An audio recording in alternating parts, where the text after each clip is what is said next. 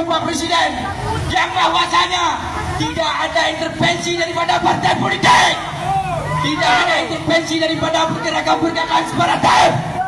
Tapi hari ini panggilan jiwa yang hari ini memanggil kami Bapak Penguasa, tolong bencana ini diubah sebagai status nasional.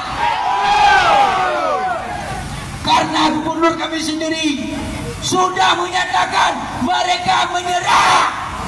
Karena kenapa menyerah Bapak?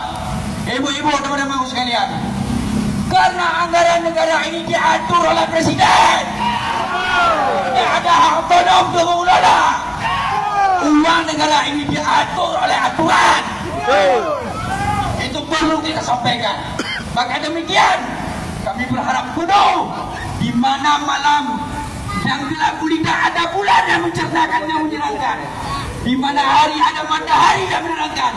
Tapi kenapa di saat rakyat korban, di mana Presiden penguasa? Ini logika Bapak Presiden. Yang kami sampaikan ini logika Bapak. Tolong saya perwakilan Tuji juga sebagai Bapak, andai kata dipotong anggaran desa untuk memulihkan bencana saya sebagai